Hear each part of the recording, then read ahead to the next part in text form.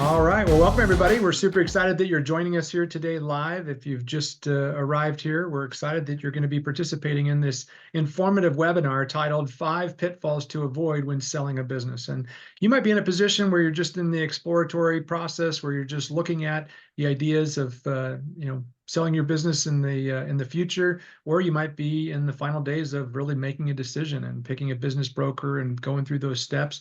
But I can't wait to share the expertise that we have today. We have two experienced entrepreneurs, serial entrepreneurs, and also experienced business veterans in the process of transactions and selling a business. And so we got Jeff from Grow My Profit, seasoned entrepreneur, investor, business growth consultant. Jeff has sold 4 different multi-million-dollar businesses and recently experienced a nice 8-figure exit. So big applause for Jeff's win here recently.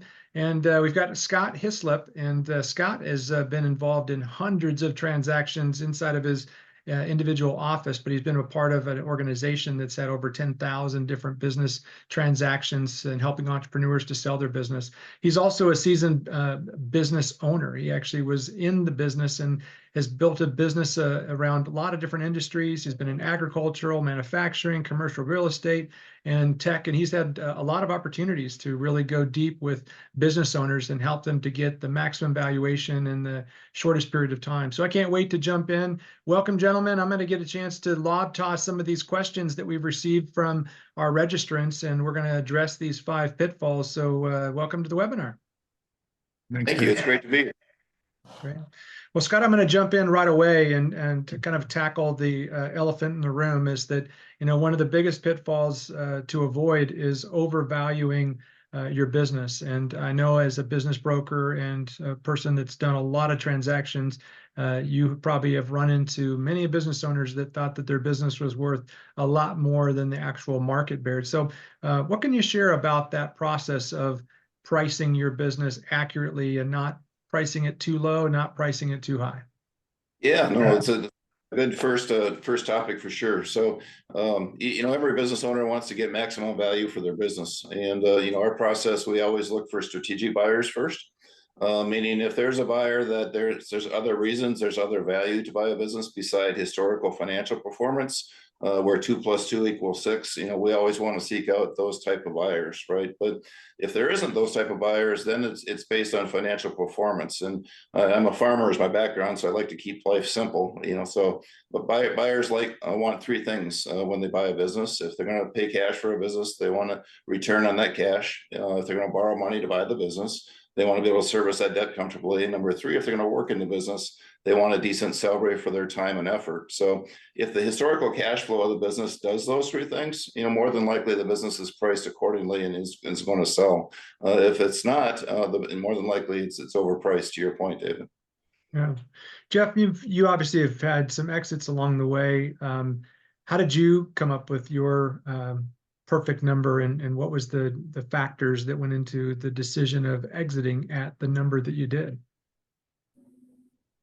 I talked to a few different business brokers before deciding on someone. And, I guess looking at the industry that I was in, it was only growing at 3% per year.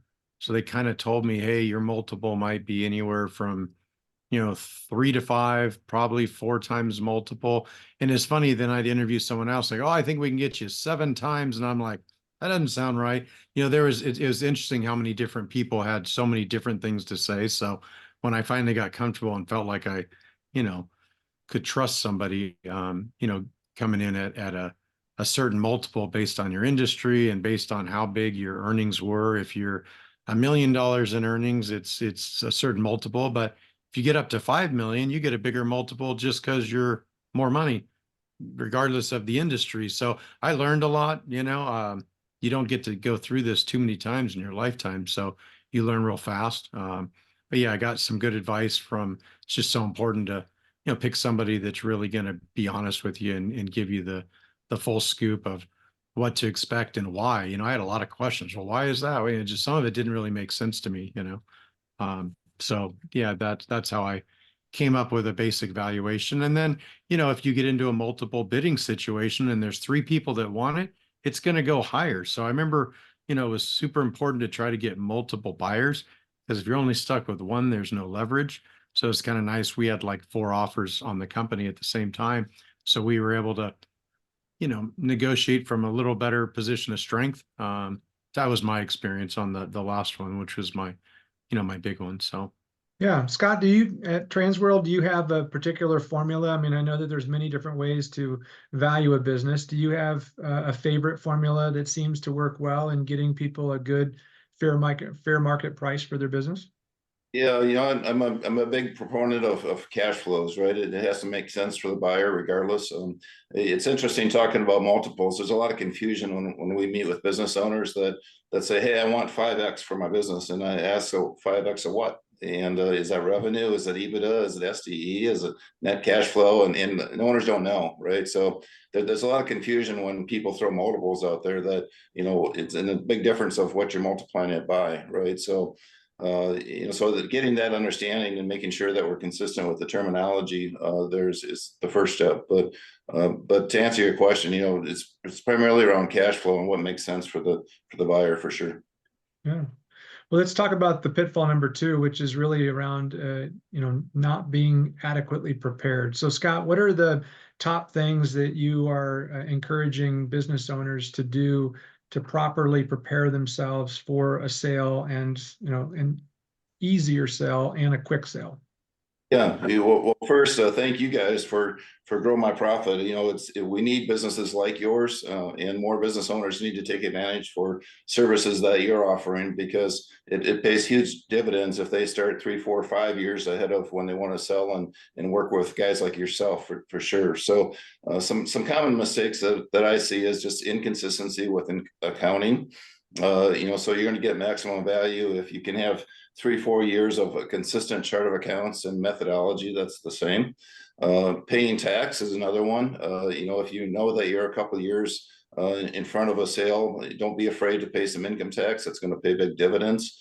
Maybe you want to get an extension to the last year. If you're in the final year and you know that you're going to sell, maybe get an extension on your tax return and decide if it looks like a sale is imminent, then you want to pay more tax probably than otherwise to save cash flow.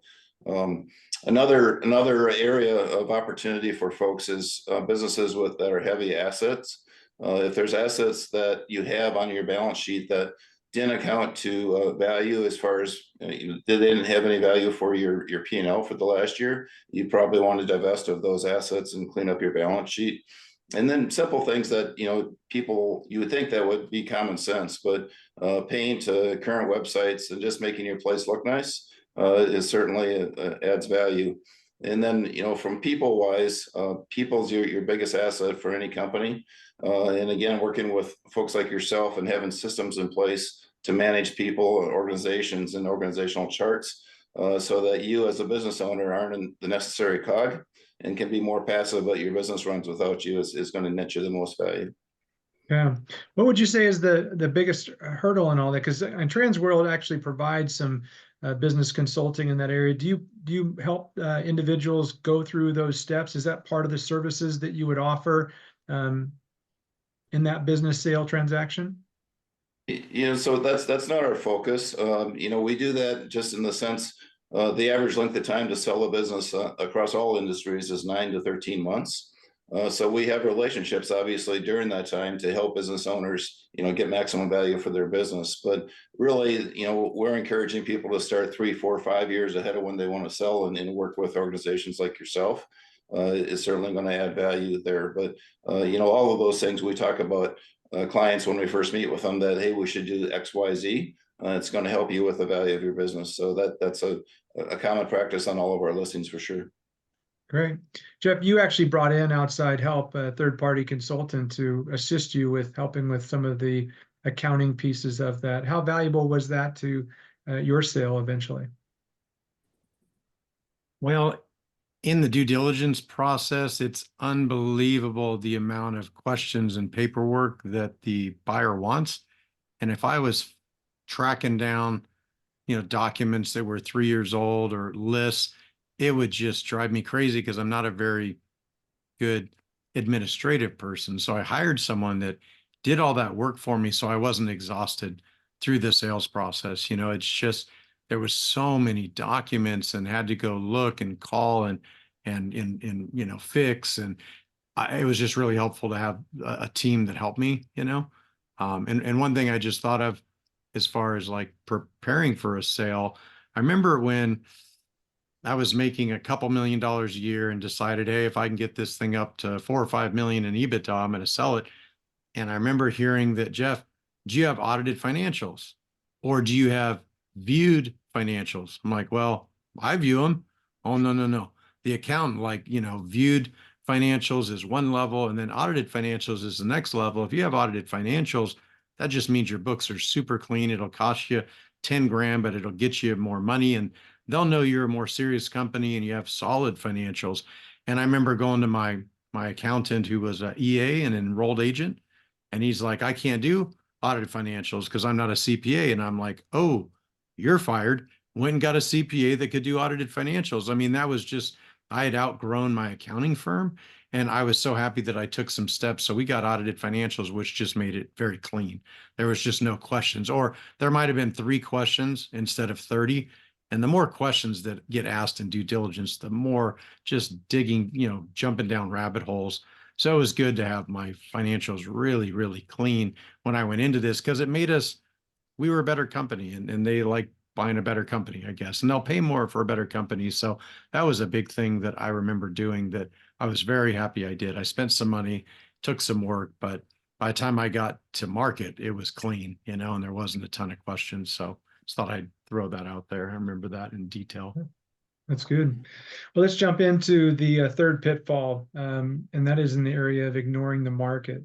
So, Scott, when you're consulting a prospective seller, you're looking at the market, they're looking at the market, they're wondering, is now the time? Should we wait another year? Should we wait 3 years? Should we wait for this thing to rebound? Should we wait for it, or should we continue to collect cash before we cash out? I know Jeff has a story with that as well, but how do you consult a business owner on when the right time is to exit based on the market conditions? That's a good question. I think it's more of an emotional thing, and it becomes a point where the seller's at in their life. That's the thing I probably didn't realize coming into this business, 9 years ago now, is how big of an emotional process that this is. And ultimately, the seller needs to be comfortable with the decision. And the idea of a win-win relationship. In myself as a business owner, you like to think that, hey, I want to sell in the high point and right before the low point, and it's going to be good for me, and the seller's going to, or the buyer's going to, buy something that he maybe pay more than he should, right? So developing a win-win philosophy that you want to sell a business that's good for you, but it's also good for the buyer. And that, what's your next step as a seller? So most people need something to retire to, not retire from, right? So when you retire from something and nothing to go to, it becomes problematic, and you don't feel good about getting out of what you're doing because you have nothing to go to. So regardless of your age, regardless of the stage of life that you're at, it's more of an emotional process that you need to be comfortable with as a seller, and then get the maximum value for whatever stage you're at with the business. Yeah. Well, Jeff, you had a definite market condition situation just based upon the industry that you're in and selling your marketing agency. Timing is never perfect. What was the helpful decision making that helped you to decide to go ahead and proceed with the transaction at the time that you did? Well, when I started the business, I started it to sell it. And I knew as soon as I got to a certain number and that 8-figure exit, I was going to sell, regardless of market conditions and what could happen next year, or what happened last year. So I knew I had hit the number that I had worked really hard to get to over 10 years.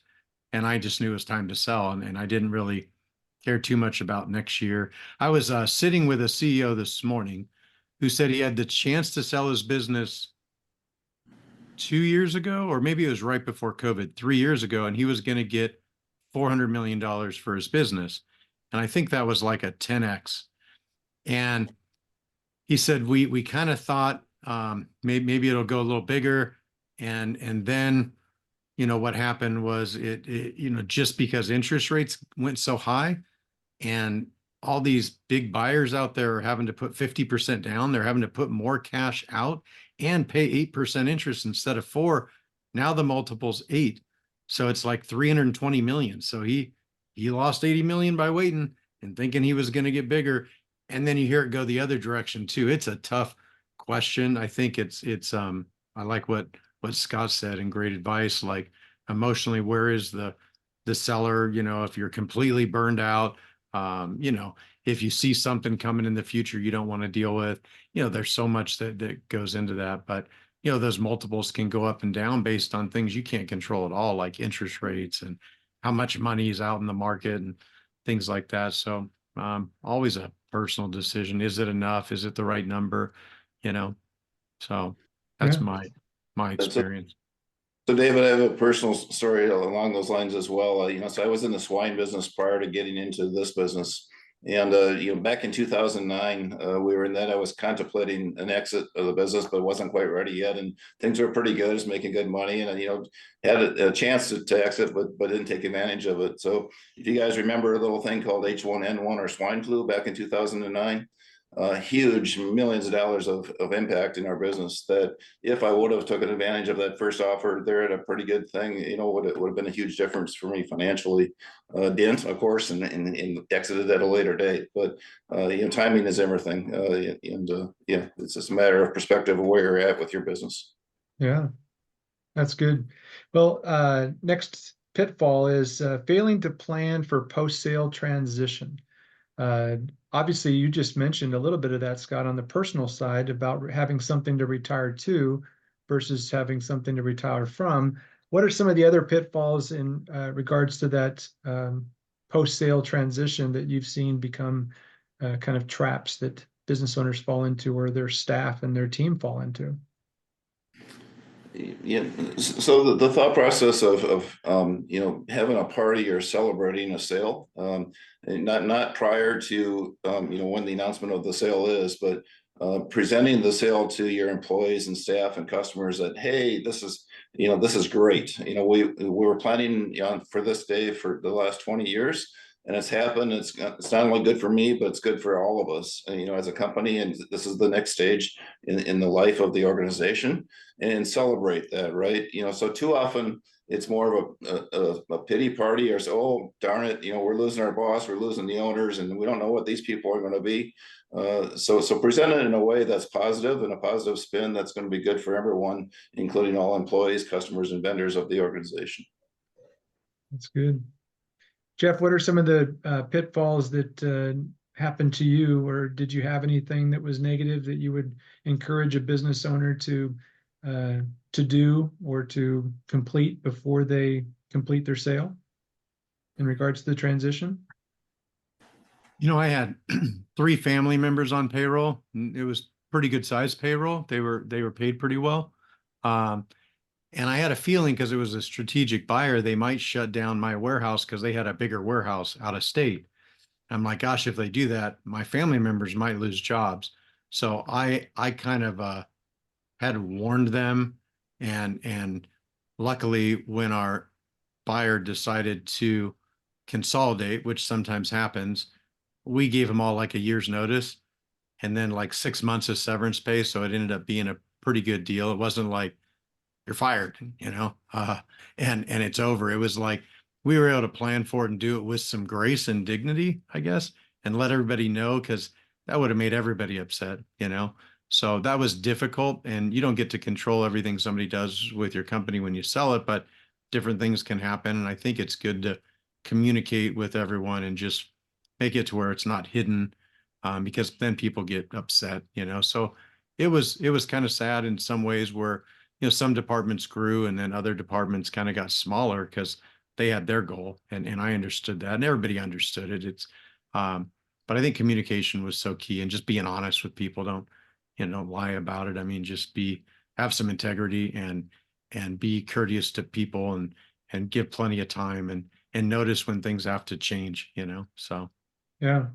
Well, that's one of the benefits of working with a business broker, is being able to have that conversation in a confidential way. And I know, Jeff, you had to have conversations in a confidential way through the sale of your business as well, because you can't divulge all that information to the staff, because it may end up disrupting the sale. So, Scott, talk a little bit about the power of having the business broker as a resource, not just to keep it confidential, but to get the word out to the most amount of buyers, and to be able to negotiate and to have that constant expertise. We like to say the experience of others compresses time, and it also expands value.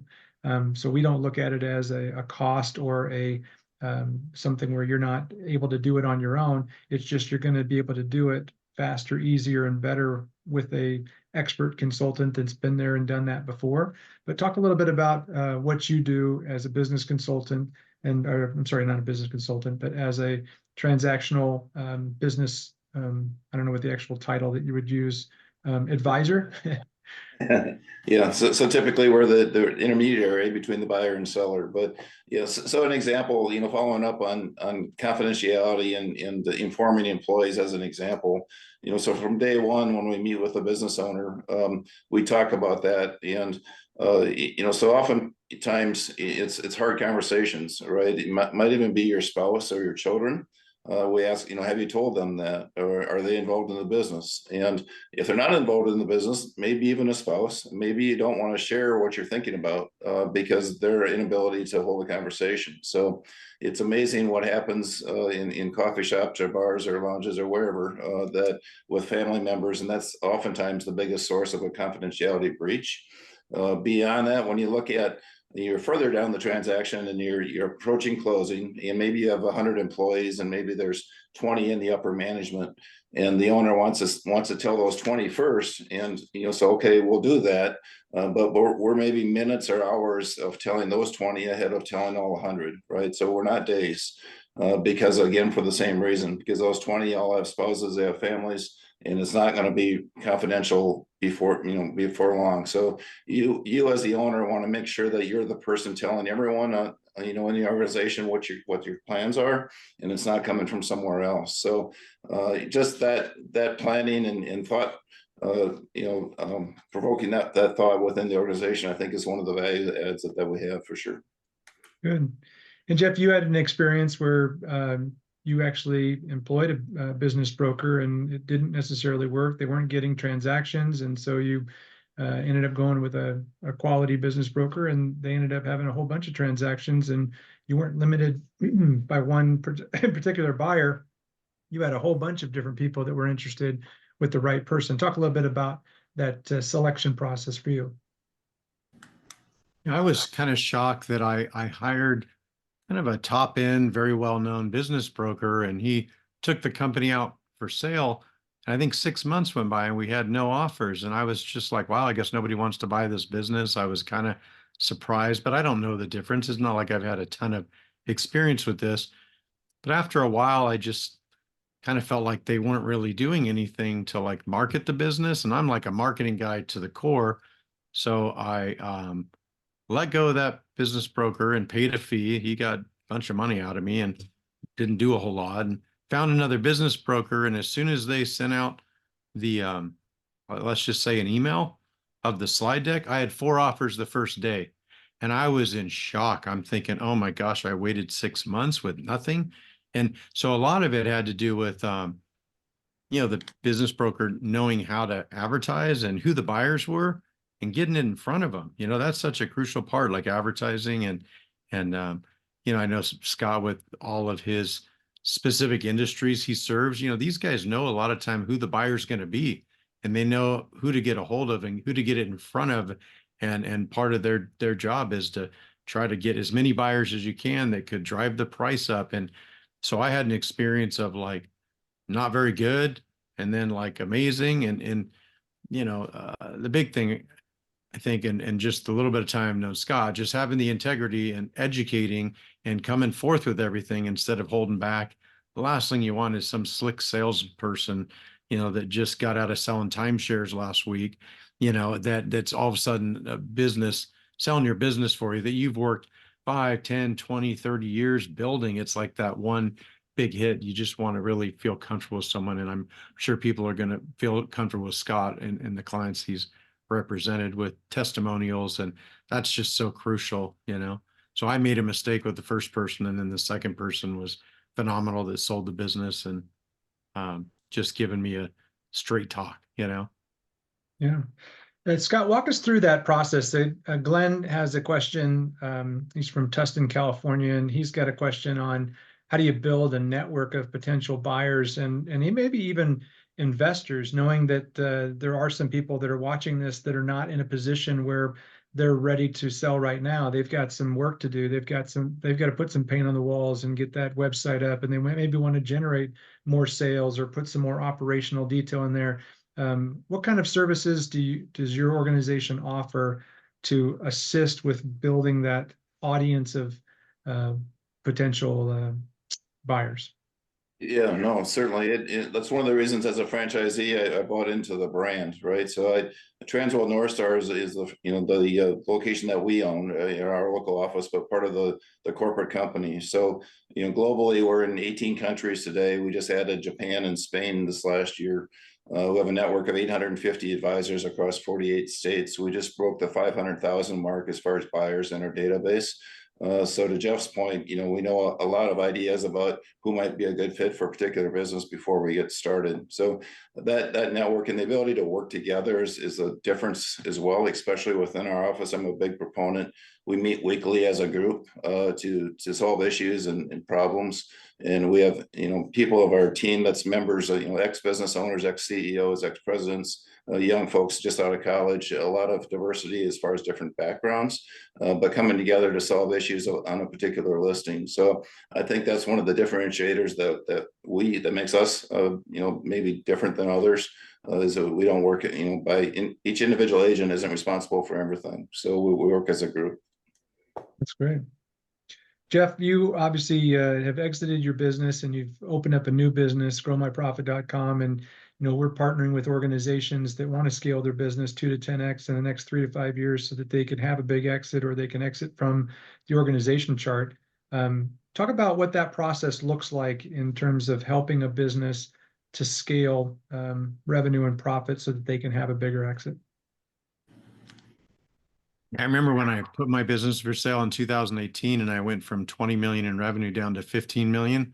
And I was talking to some guys that were experts in buying and selling businesses. And I asked them, what do I do with this company? And they looked at each other, they go, declining revenue, take it off the market.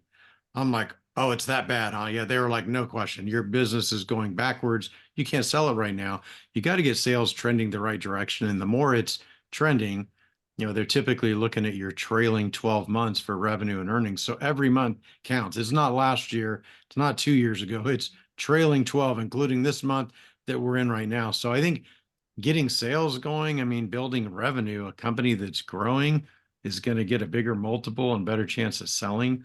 So, for me, we really went to work on sales and marketing to drive revenue. If you're not growing, you're not selling, basically, or you're not selling for a good amount. You don't want to do a discount, fire sale, asset sale. That's not pretty, no multiple. And some businesses sell like that. So, getting sales and marketing on track and then getting a team in place. We talk a lot about leadership and operations to make sure that they want to know, and Scott touched on it, where when you leave the business, is the business going to tank? So I had to build a business that was okay without me. And that's hard to do. Most founders are so entrenched in the business. And they asked me, like, you have 1,000 customers. How many do you have personal relationships with where you sold them? 0. I was 0. They're like, good answer. Okay, we can move on, And so getting yourself out of the business is so crucial, and making sure they're going to interview your management team and make sure that they can keep this business growing without you. That's super important. So we teach people how to do that, and we've been through it. We've done it. So you want to learn from somebody who's done it, not from somebody who can just talk about it, So all of our 6 steps are geared towards, growing a business, making a business better, even if you want to keep it.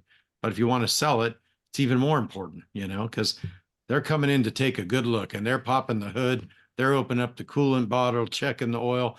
Due diligence is no joke. They're going to see everything. So you want to just try to have, the best company you can that's going to hold up through all the due diligence and be a good company. And like Scott said, I like what he said, where even though we're representing the seller, we want the buyer to have a good deal too. A lot of times somebody told me, Jeff, after you sell your company, if it falls apart, people will know about that. So if you ever go to sell a company again, they're like, oh, look at what happened to his last one. So it's like track record's pretty important. So it's got to be win-win.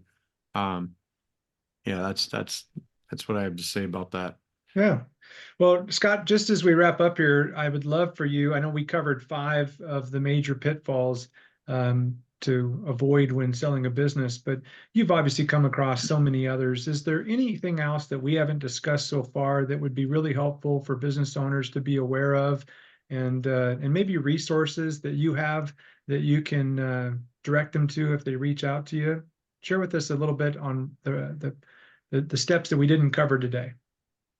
Sure. So, so probably the biggest thing that I see time and time again are it's our biggest competition.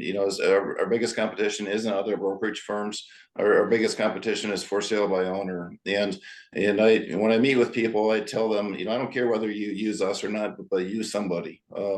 I see big businesses that are maybe 20, 30, $40 million deals.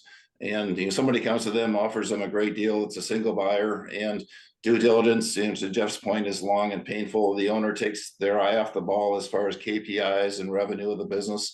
It drops, and then by the time they get to the 3-yard line and ready to close, all these things come up, and revenue is dropping, KPIs are dropping, and as does their value of their business. And typically in that process, they're not careful with confidentiality, so the owner is so vested into that one buyer at that point in time that they can't turn around and have to settle for a lower price. So I see time after time businesses leaving money on the table in that scenario, and it starts with the premise: well, I'm going to save money by doing it myself. But at the end of the day, they're missing out on 3-4 times what could be possible if they'd use someone else.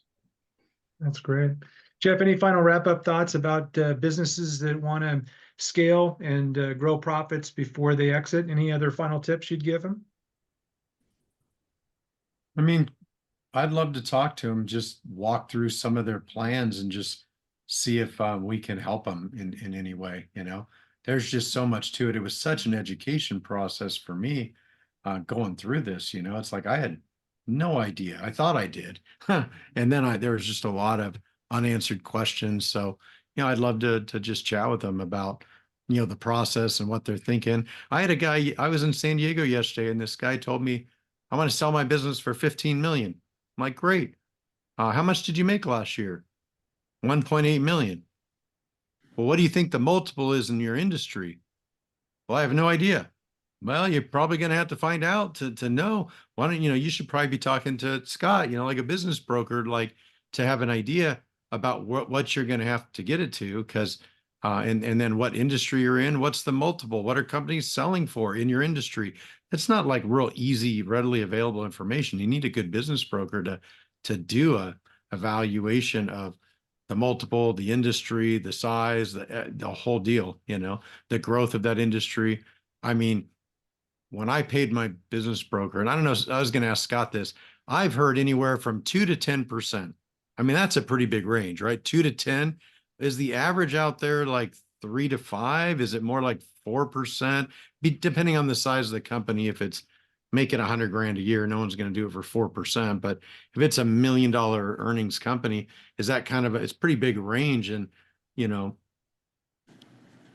what I paid was worth every dime. I mean, I got more money in my pocket for paying that commission, and I think mine was like 3%. And then they got a kicker: anything over X, we'll give you an extra percent on, which was great. They were incentivized. So they got like 3% plus a bonus of 1%. So it was like 3 or 4, but I was happy to write that check. They earned, their money for me. I'd never do it, to try to save money or for sale by owner. Too many pitfalls. So anyway, sorry, Scott, I meant to give you a couple minutes to answer. If you want to answer, it's a little touchy question, I know.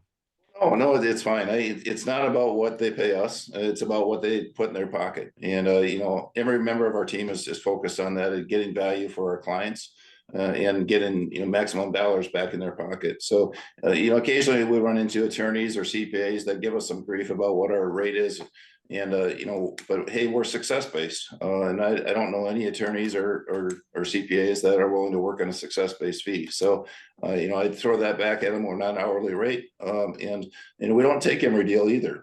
So if we don't think that we can be successful because we're success based, we want to make sure that it's a win-win relationship and that we're confident we can get the job done. So.